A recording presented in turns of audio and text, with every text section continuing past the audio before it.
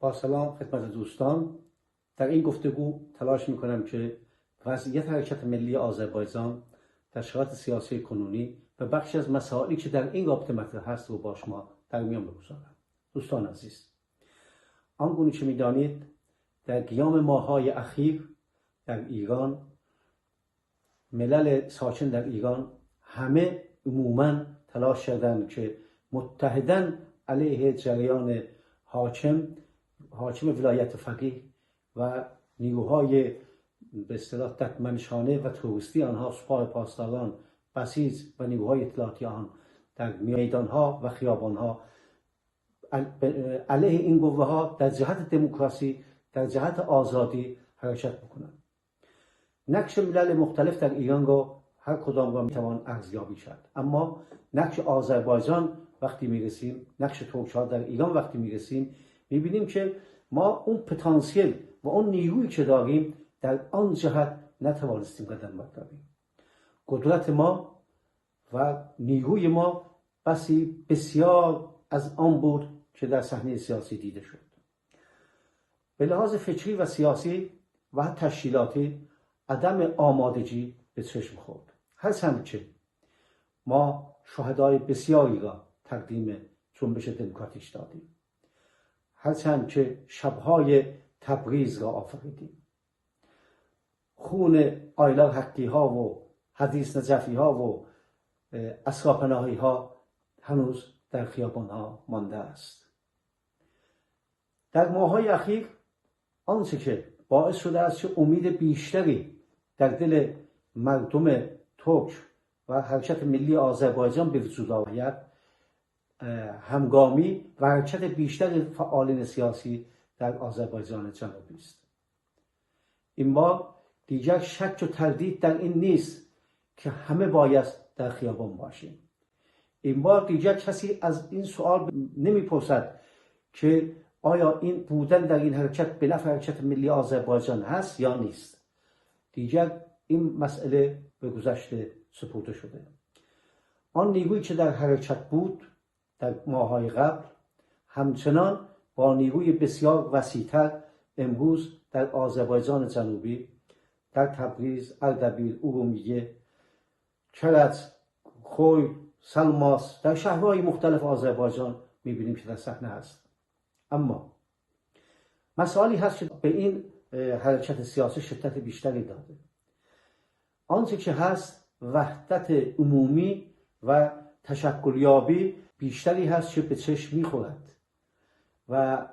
مخصوصا این مسئله با حرکتی که در خارج فعالین عمومی آذربایجان دست در دست هم جریان بروکسل رو، راهپیمایی بروکسل رو به وجود آوردن،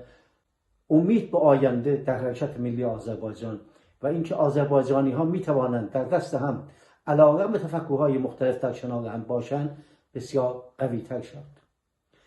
و انعکاس آن در داخل نیز بسیار مورد قبول فعالین آذربایجان در داخل شد. در این میان مسائلی که به نفع حرکت ملی آذربایجان شرایط را دگرگون کرده و می کند، یکی از آنها تضعیف رهبری به اصطلاح مرکزگرایان در رأس آن حرکت شوونیستی و فاشیستی پهلوی هاست. آنها در جهت به وجود آوردن منشوری که بتوانند برای آینده آلترناتیوی بدهند و بتوانند رهبری حرکت را در داخل را به دست بگیرند رو نتوانستند از این آزمون سربلند بیرون بیایند، چرا که آنها راسیسمند. آنها فقط منافع بخشی از ملت ها را در ایران و بخشی از ملت فارس رو در ایران در نظر میگیرند. تازه منافع تمام ملت فارس هم نیست، چرا که آینده ملت فارس هم در جواب این هست که ایران کشوری دموکراتیک باشد. اما شوونیسم های پهلوی نتوانستند به این جواب بدهند و در نتیجه اون جمعی که به وجود آورده بودند از هم پاشید. از هم پاشیدن اینها، تضعیف آنها در خارج، امید در دل نیروهای تحت سلطه ملی را بیشتر کرد. امید در دل نیروهای دموکراتیک و آنها که عمیقاً به دموکراسی اعتقاد دارند را بیشتر کرد. هرچند که در قیام ماه‌های اخیر ما دیدیم که هم ترک‌ها، کردها بلوچ‌ها نقش بسیاری در این حرکت داشتند و دارند،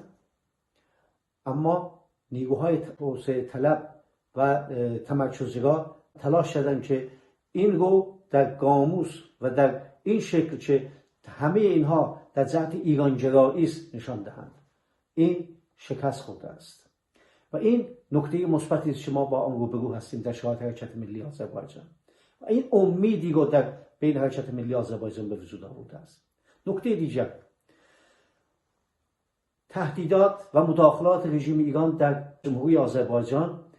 باعث شد که نیروهای وطنپرور و نیروهای دموکراتیک و نیروهای ملیگرای آذربایجان جنوبی بیشتر به خود بیایند و ببینند که چگونه رژیمی که داعیه به اصطلاح اسلامی و شیعه‌گری در رهبری شیعه را در ایران دارد، چگونه از جمهوری مسلمان و از ملت مسلمان در آذربایجان شمالی علیه آنها در کنار ارمنی ها هست و ارمنستان هست، نیروهای توسعه ارمنی ها و داشناکا هست. این تهدیدهایی که رژیم علیه جمهوری آذربایجان از هجوم به سفارت آذربایجان گرفته تا 3 مانور نظامیش، تا اعزام تروریست‌های مختلف به آذربایجان شمالی و تلاش در مداخله و اینکه تغییر رژیم به اصطلاح آذربایجان، همه اینها حرکت ملی آذربایجان رو بیشتر در مسائل سیاسی زمینش رو به وجود آورد و در این رابطه هم ما شاهد بودیم که حمایت علنی رئیس جمهور آذربایجان شمالی جناب الهام علیف از فعالین آذربایجان، از ملت آذربایجان به طور عموم، از گفتن اینکه 50 میلیون آذربایجانی حقوقشون و اینکه امنیتشون ما مقابل اونها پاسخگو هستیم و این امید دیگر در دل نیروهای سیاسی و مردم آذربایجان در آذربایجان جنوبی انداخت و به دنبال آن نوشتن نامه نمایندگان اسرائیل هم در عرصه جهانی خود نشان از این شد که نمیتوان با بایکوت کردن و خفه کردن حرکت ملی آذربایجان این گونه نشان داد که این حرکت نیست. این حرکت هست، هر روز در حال قوی شدن هست، هر روز با گام‌های بزرگتر و بیشتر در جهت اعاده حقوق خود در صحنه هست و نوشتن نامه به اصطلاح نمایندگان اسرائیل به وزیر خارجه آن که آذربایجان جنوبی حق آن را دارد که امور خود رو، آینده خود رو، استقلال خود را در دست خود بگیرد، این آن آتشی بود که در دل نیروهای به اصطلاح فاشisتی و نیروهایی که خواهان نابودی ملل تحت سلطه ملی در ایران هستند انداخت و بدین گونه بود که ما دیدیم یک باره مسئله آذربایجان جنوبی در مدیای فارس مطرح شد. این خود به نظر من گامی در جلو بود که در شرایط فعلی حرکت ملی آذربایجان جنوبی که تلاش میکنن بایکوت بکنن خود دوباره به صحنه بیاید، بیشتر به صحنه بیاید. در این میان آنچه که به اصطلاح به این امید و فعالیت فعالین آذربایجان شدت بیشتری داد، یکی هم مسئله بروکسل بود. آنگونه که میدانید در 25 مارت در خارج از کشور در بروکسل، پایتخت سیاسی اروپا، حرکت سیاسی، راهپیمایی سیاسی انجام شد. حرکت صدها نفره فعالین آذربایجان جنوبی توسط مدیای آذربایجان شمالی، ترکیه و مخصوصا نیروهای به اصطلاح مردمی آذربایجان جنوبی توسط اینترنت ها دیدیم که در شکل میلیونی انعکاس پیدا کرد و این اولین نکته بود که شکست به اصطلاح اون تلاشی که در جهت این بود که حرکت ما رو نشون ندن، این شکسته شد. این بایکوت خبری ما شکسته شد، بخش وسیع شکسته شد. هستن که در فارسه ها هم گفتن در شرایط به اصطلاح این مسئله نمایندگان اسرائیل که مطرح شد، بخش هم در اونجا شکسته شد. هنوز سیاست بایکوت ادامه دارد، اما در حرکتی که در بروکسل انجام شد، فعالین آذربایجان به خود اعتماد بیشتری گرفتند، به خود بیشتر اعتماد پیدا کردند که در صحنه سیاسی میتوانند تاثیرگذار باشند اگر دست در دست هم بدهند، اگر با هم باشند، با افکار مختلف در نکات مشترکشون با هم، آن هم در خیابان، آن هم با وحدت و با شعارهایی که در مسابقات تراکتور در تبریز و آذربایجان جنوبی عموما داده می شود، همگام با آن تفکر، با آن افکار نیروهای خارج گفر شدند با نیروهای داخل و این یکی از نکات مثبت جریان راهپیمایی بروکسل بود که به وجود آورد. دوم اینکه محکم شدن جایگاه پرچم سیاسی آذربایجان جنوبی بسیار نکته با اهمیتی بود، چرا که هر حرکت سیاسی برای اینکه بتواند به دولت مداری برسد، برای اینکه بتواند اون شعار استراتژیک حرکت ملی آذربایجان دارد، آزادی، عدالت، حکومت ملی، برای رسیدن به حکومت ملی داشتن به اصطلاح نمادهایی هست که این حکومت را بتواند تمثیل بکند و پرچم اون مسئله مهمی هست و مهمی است که این بار در بروکسل این به نظر من جایگاهش بسیار به اصطلاح محکمتر شد. بخصوص طرح 150 متری پرچم آذربایجان جنوبی و پخش آن در مقیاسی بسیار وسیع، به نظر من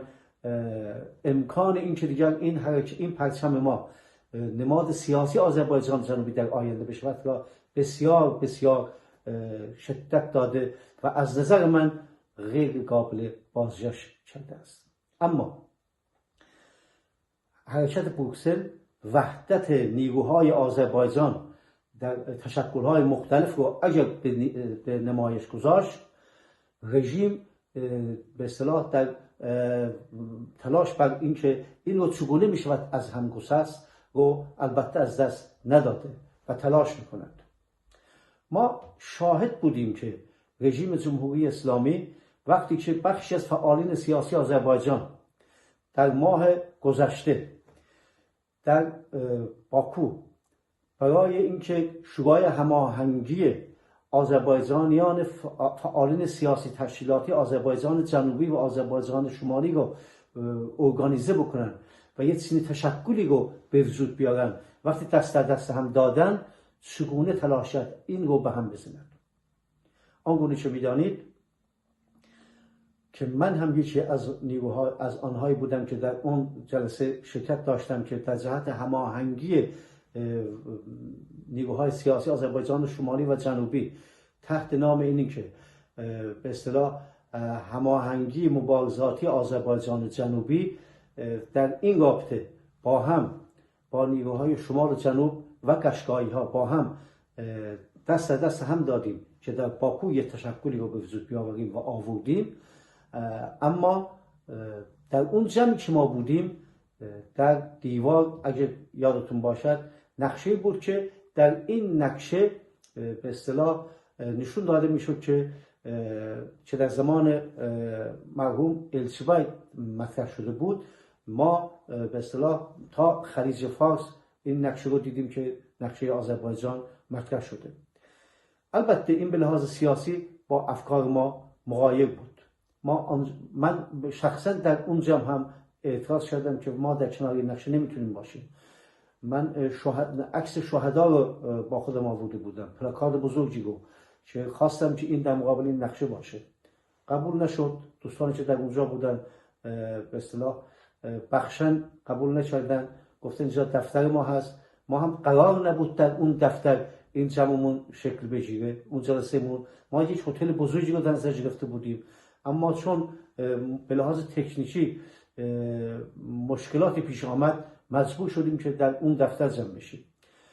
در هر حال بعد از طرح اون نقشه